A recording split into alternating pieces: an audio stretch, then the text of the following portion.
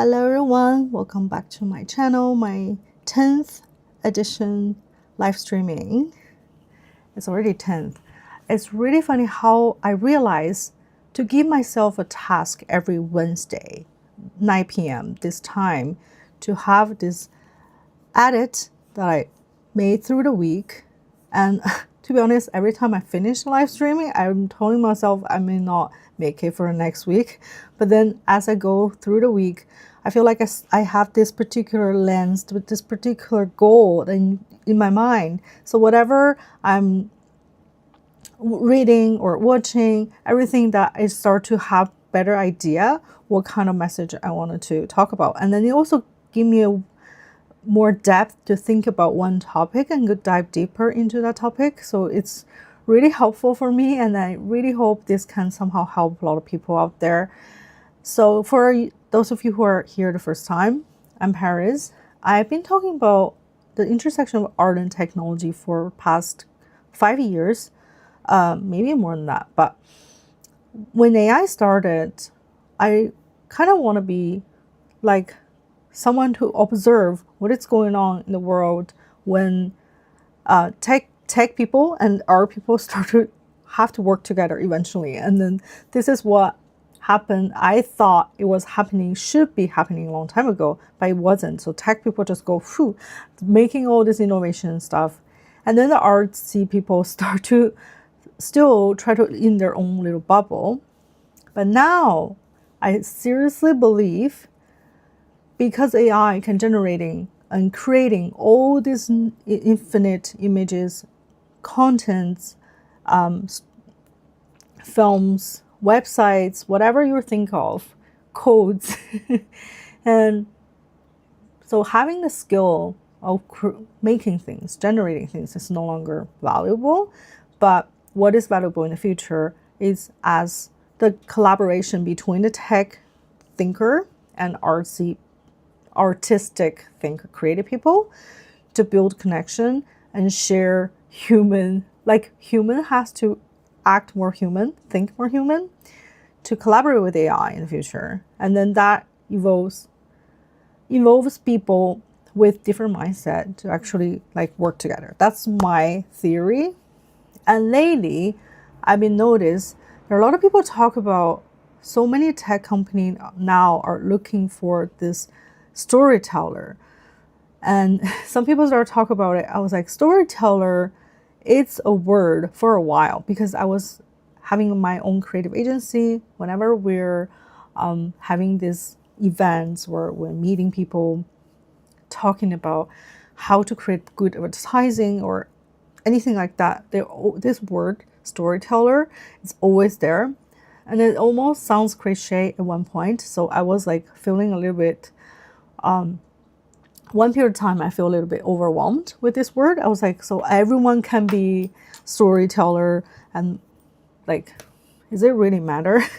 Is it really matter? What matters as a storyteller? It doesn't mean if you can tell. I remember I also read some business books about how to pitch your idea. You have to tell a good story.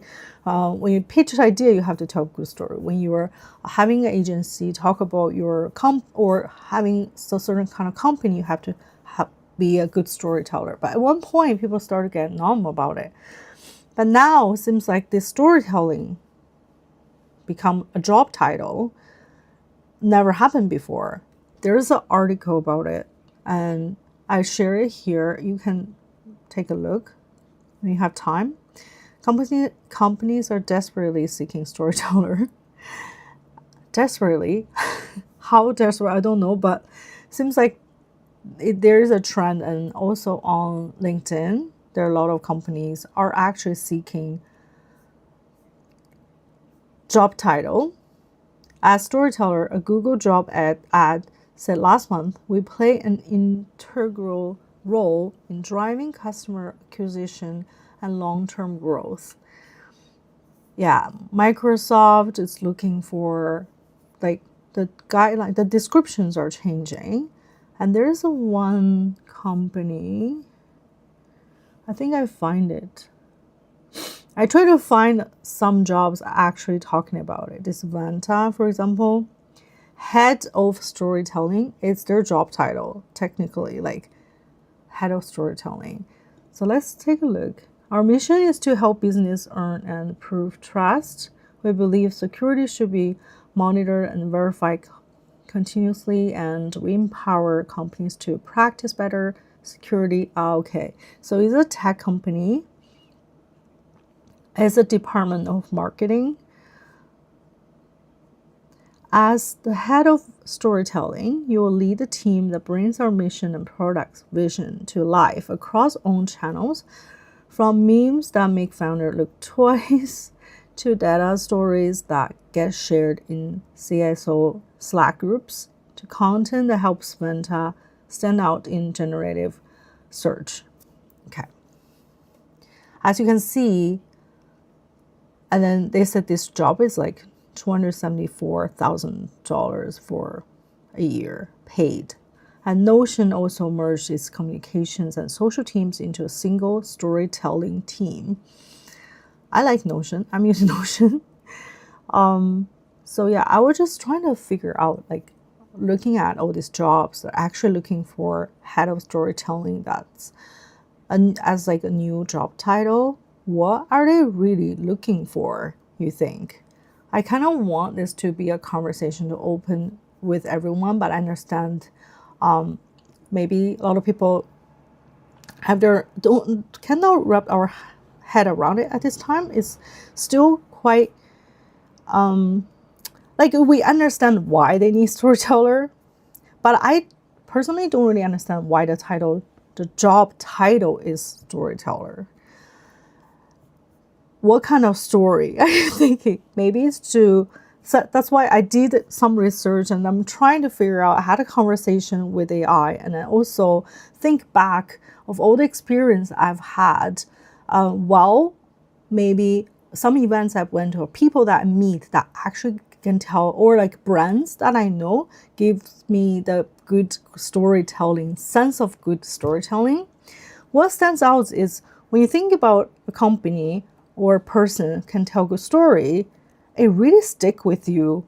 And then the image of that brands or things kind of stay with you, but over the time, because we're on internet all the time, and our attention span is just getting shorter and shorter, I feel like the memory of those stories are fading very fast as well. I personally not really a heavy book reader. I do love reading books, but English is not my first language. So I feel like I couldn't get a deep inside this meaning when I read books. That's why I watch a lot of films. That visual storytelling can connect with me deeper than books, but I also love watching people talk about books because I can get the meaning just through the book. Hi, storytellers are essential because they bring a human touch. And in the age of AI, being human means being real. That is so true. I love that. I agree. I totally agree. I just think, yeah, I often see this online. A lot of people say in the age of AI, human has to be more human. But the thing is, right now, we're still connect with each other online a lot. Like when you come to my live streaming room, and I'm really happy to see you. But what I see is this person's handles. I see your handles, but I see your message, but the connection is like, not 100% real. I hope there's one day, there's a way for people through online, but can have the real connection, maybe virtually or somehow. I think it will happen in the future. But what I mean is, at this moment, I feel like a lot of companies are struggling, especially if they're technology involved company. They find it really difficult to connect with people deeply, because what we see are words and maybe visually, but if the visual is just really hard, don't you think now it's really hard to be impressed with any kind of visual content online? For me, like when I scroll, I don't even know before if I see someone making a really fascinating animation, for example, I will be like pause and I will be analyzing it. How did they do it? Like why? How did they make the animation in the back of like a real person. I remember that was just like 4 years ago. I was thinking how to create things like that. But now, because of AI, I think a lot of companies start to throw a lot of money into the creative director, and then they have this certain idea and they will just use AI to create all kinds of content to impress people. But it's no longer impressive enough because people are already get used to all these beautiful images, contents online. So now the question is, yes, the human touch, like being real, how to be real online. Like if we want to have our own business, and maybe like having live streaming for me is one way of me try to be real online, because I feel like if I make mistake or I want to drink a sip of water, like this is real. Or I don't know, maybe like right now I have like seasonal allergy, I'm like crying right now, like my eyes are so pain. That's also feel more real. Like I'm not AI made.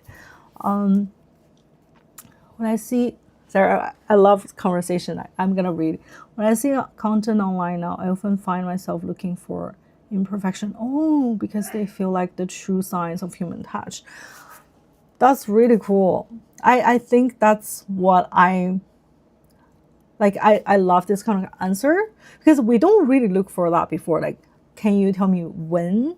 Since when you start to find the imperfection? Is it because you're tricked by AI video and then you start to feel like, because for a long period of time, I was like, I was so sure I can recognize what is AI, what is not. But lately, I think I've been tricked so many times. And I don't know if it's bothered me or not, because most the thing that kind of tricked me are the animal videos. I don't even know if there's any like fashion related video that I like. Mostly is so beautiful, like I don't even care if it's real or not. But I feel like if there's something like a poor dog sleeping on the street, or those kind of story that make you feel emotionally like feel sad or anything, if those videos are AI, it's kind of give me this, I feel annoyed to see things like that. So I don't know. For me, like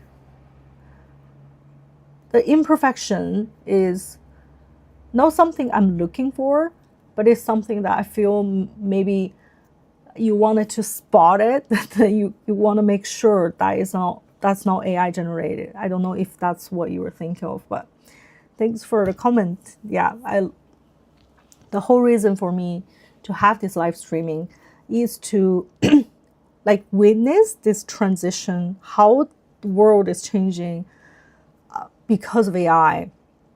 As an outsider or as a people who can like, we can all gather together and then see where this is going, and then to prepare maybe something we can prepare to do for the future. Like, I don't know. I still think I want to start some kind of business in the future, but I don't know what it is. But at this point, I think it's very risky to start anything, because I do see a lot of people create all kinds of apps or web services that's pretty easy to copy. And because it's so easy to generating things, the why it becomes so important. Like, why do we do certain things? Why do we want to create certain apps or things to help people, or why we want to create beautiful images? For one period of time, I wanted to make use AI to create a lot of like fashion pieces. So I did this Met Gala look, but then I don't really I have this why. It's just like I'm passionate about fashion, but I don't have this eager to continue creating, because maybe the lack of story. You see, I believe that some people are able to spot AI content more than others, and I know this part depending on. Oh, maybe for young people it's easier. Do you think for like kids grow up? That's another question. I love talking with people.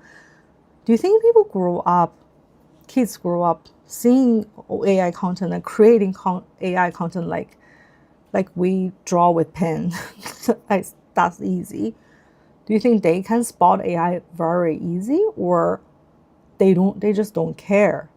That's also something I'm not sure.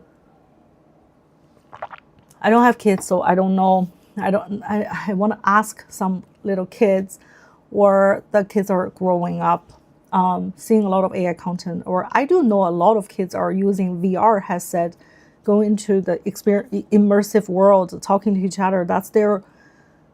I know that happens, and I'm pretty sure one day when the VR headset becomes really hands-on, they will just jump in right away and create a lot of stories inside a virtual reality world. I'm not questioning that.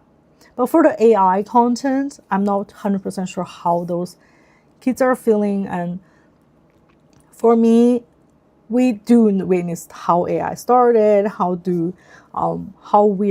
we love this real, like for me, I love real film. Also the film, this grind feeling, I really like the sound. All those things are changing. So for us, it's like the world is changing. But maybe for kids, they're growing up, there's nothing changes for them. I don't know. What do you think? So I was like, well, I was researching all this. I'm not gonna, like, I will tell you, this answer I got is the combination of my thought and AI, based on the article they suggested. The Wall Street article, they're talking about to look for the storyteller. So the AI told me I asked AI what they're looking for the storytelling. The Gemini and ChatGPT. So narrative framing, turning features into meaning, yes. Culture awareness, understanding where society is moving. Yeah, that's what we're doing now. And then emotional intelligence. Emotional intelligence is, I wrote it there because I think it's really important to understand emotions in the age of AI. Knowing what resonates with people when you create things, content or business. Like that's what I talk about when I say the reason why. Like whatever you create something or whatever you want to share something, there has to be a very strong why behind it. And I think that's how you connect with people more. And simplifying complexity, explain advanced technology clearly, and personal experience. I think personal experiences, I added. Hey, I say explain advanced technology clearly, but I can use ChatGPT or Gemini to explain advanced technology. I always say, explain this technology to me as if I'm like 5-year-old or 12-year-old, and then they will just explain very complex concept or things to me very clearly. I don't see why human have to. I think AI can do this very well. The personal experience is something that AI definitely can do. So that's why when we're thinking about story, it has to be, this why has to be the person who behind the brand of the content, everything, the history or the things, the people they meet, like the very personal experience that expressed by this person or brand's headquarter of the brands. I think that's most important part for me too. But as the person who hired a storyteller for the company, personal experience probably not as important. I don't know. What, any thoughts? Strategic. I always find it really hard to pronounce this word. I'm sorry. Positioning. Choose what angle matters most. I agree. I think that's really human. The judgment. That's why I created all kinds of video right now. It's all through my own lens of taste training. It's how to maintain your own taste and position the everything around is like super noisy world. How to focus and find the right position. And then once you find the right position, the right lens, then everything else, the noise will disappear. That's what I find when I'm creating this video. I'm actually training myself as well. Before, I'm all over the place, always finding new things and be like, oh, this thing I want to try. Maybe I should try this one. Maybe I should learn this one.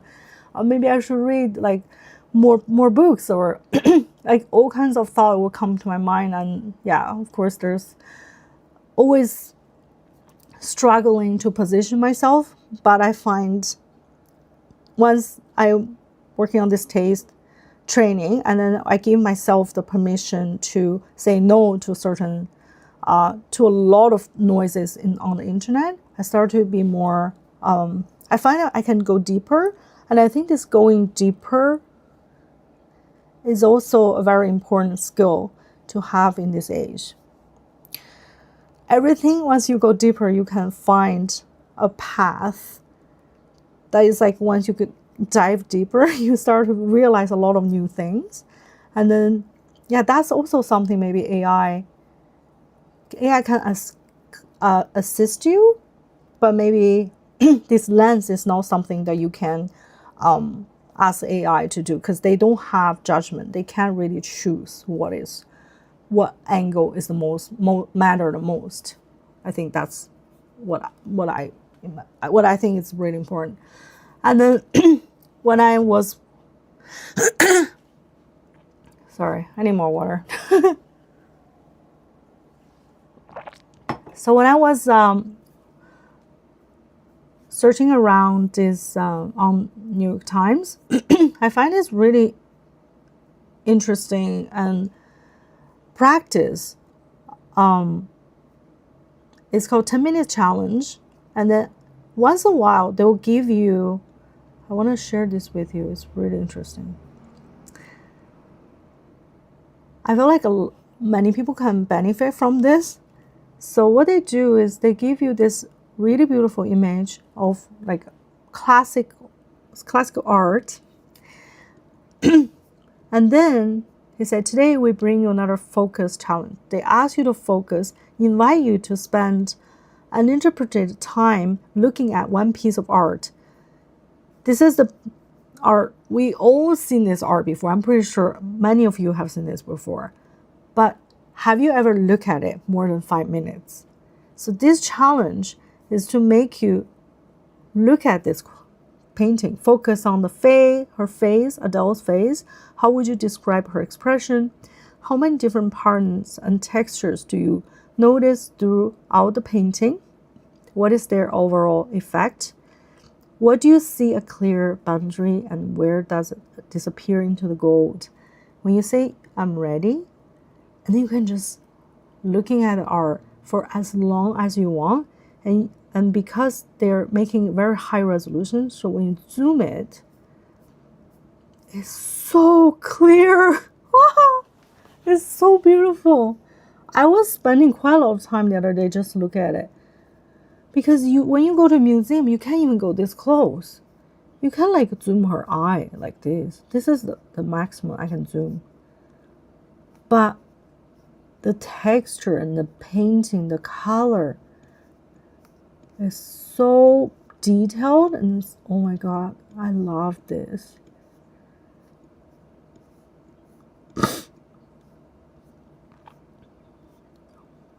Anyway, I'm not gonna spend like 15 minutes just looking at it, but if you're interested, you should definitely go take a look. I have the link in the description and on my Notion.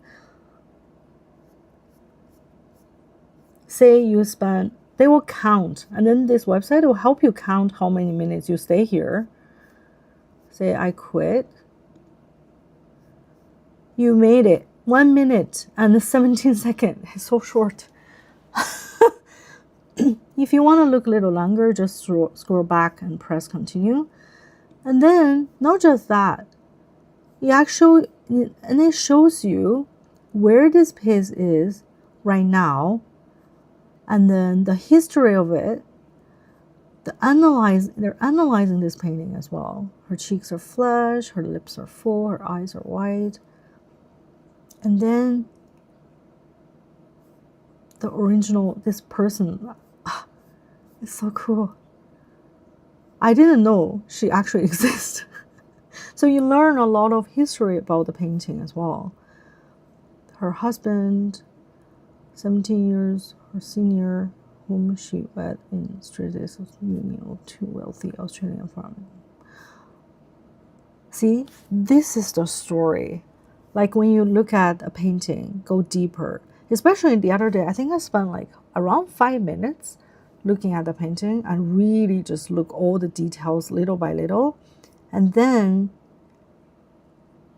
you read the story. You have a really good understanding of this person in the painting and then the person who painted it. This is so beautiful.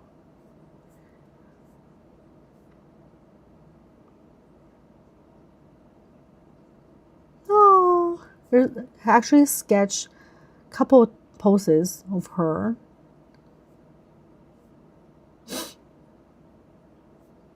Love it.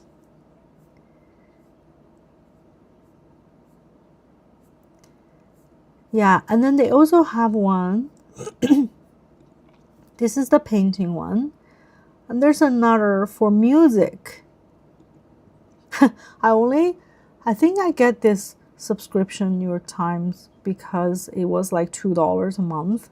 And I find this, I was like, I'm not gonna unsubscribe because this is so beautiful.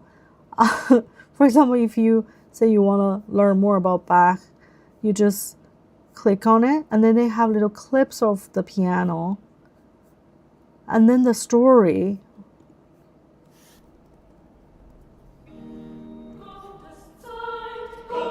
Wow, this is very classic. But it is really beautiful to learn classical music this way. There are so many other music genres and then musicians that you want to learn, violinist.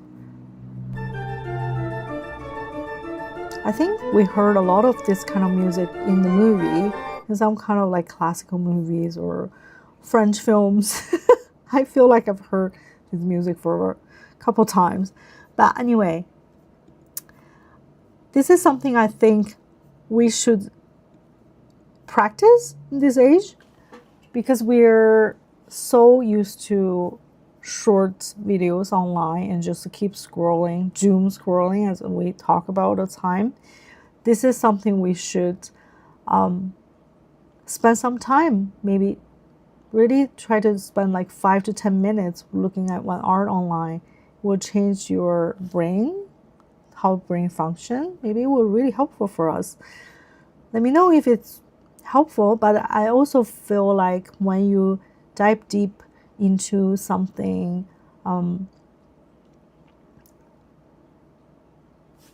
still just one content or one image or one little book for 1 month, you can dive deep into the story. That's the brain shifts from rapid pattern recognition and then to this deeper associated processing. That's what I think is really important. So yeah, the future storyteller is one who can slow down in a world that speed up. How do we see things more deeply, and how do we express and tell the story more deeply as well? Maybe that's what the future job needs. So I kind of write my own storyline about how I start to have this live streaming and then the taste training. I always wanted to go deeper on this channel, even when I know it wouldn't favor algorithm. So for a while, I thought I was doing YouTube wrong because I couldn't be like Mr. Beast. Not even Mr. Beast, but that's like too extreme. But I know how YouTube works. I know how YouTube supposed to work. What kind of content YouTube like that can push me to become like, viral. I tried stretching topics, making them broader. Like I try to satisfy more people. But every time I did it, I feel uncentered. Then I heard this phrase, taste is the new intelligence, and something clicked. That's like from Dan Cole. I think I heard it last I think this year. Yeah, I was like, this is for me. That clicked. Then I realized my entire creative life has been built on taste. The moment I stopped blur my lens for performance and trusted it, I felt grounded. And that's why I created taste training to help people feel this peace as I feel right now, not to get lost in the internet world, especially when you are creating content. It's very easy to follow the algorithm. You feel like, okay, algorithm really pushing this certain content. I will just continue creating this kind of content. But if you think further, that's what YouTube want. That's probably not what you want. And then one certain point, you will get so lost, and then you don't want to create content anymore because that's not from your lens. That's not from your deep inside, your desire to express yourself. That just algorithm tells you what is good to create. So that's why I think we really need to develop this lens together. And the other day I saw one video and I really love how she said, it is such a privilege to create content nowadays. As before, a lot of artists are using brushes, oil painting. It is also a privilege to create art piece. But we take for granted, even because all these technology are so easy to use, we take it for granted how privileged we are to express ourselves. I have live streaming, I create this content, this video online. It's such a privilege that this video did not exist before, and then it's existing now because I make it. Even though everyone is making their own content, you may agree or disagree, but it is, after all, a privilege to make. We are creating something meaningful. And then I kind of want to encourage more people to share more of your story. But that story doesn't have to be chasing the algorithm, because I think eventually it won't make people feel resonate. It's more about what's really deeply resonate with you, and what is something only from your lens that can help people or connect with people. For me, that's the most important thing. So this is something that I gathered, the skill that I think is important for the next couple of years. And since a lot of companies are looking for storyteller, what is something we can train for ourselves to get better at it? So attention stamina is definitely something we should all train. Is what I was talking about, this 10-minute challenge. If you can do it, or most people can stay one idea for more than 30 seconds, but deep storytelling requires sustained observation, pattern recognition over time, emotional nuance. So practice stay with one article, one artwork, one product page for 10 minutes, no scrolling, just stay there and try to analyze. Attention depends on depth become cognitive advantage.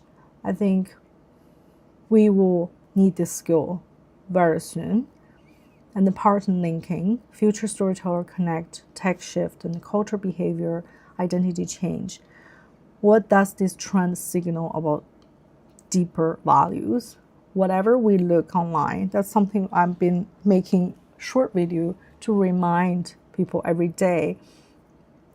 Signal, pause, analyze, and dive deeper, and also try to connect with your heart to find this pattern. Recognize the pattern and then see what this thing really try to sell you or try to tell you. And then that also builds the narrative intelligence. And next is the personal coherence, the hyper-personalized environment. I think in the future, because of AI, everything is personalized. because of algorithm knows what exactly you like, and they will push you, and then a lot of content product. I already see this shift or personalization. I think it's really one of the things that people will be obsessed with, and then product will be as well. We need to know the clear internal value, stable taste, consistent narrative voice. And then the translation of complexity. Again, this is something I think AI can do, but I think humans' job is to make it even more emotional, connect with people. Like, you can explain a complex topic into something simple and let people understand, but doesn't mean you can make people making certain actions or connect with you. So that's also something I think we can try to develop. That's the 4 things I think is important. Thank you for sharing a thought with me here, and I'm really happy to hear more idea. And this is really my thought over this whole week, but it's something that come to my mind. But if you have any comments, if you have any idea, please comment my video, and I will probably change this live streaming into a short video, make it faster, easier to digest. But my point is, if we're in the age of very soon in the future, the ability to understand data, like a complex idea, and then to use your personal experience to explain certain complex idea, and then creating content or copy or any kind of output that can connect emotionally with people. That's like really, really good skill. So yeah, probably I'll end here. Keep it short and sweet. And I will see you guys in the next one. I'm not sure the topic because every week's different. Something's gonna happen. Every week there's something happening, and then let's see what's for the next week. All right, take care. Bye bye.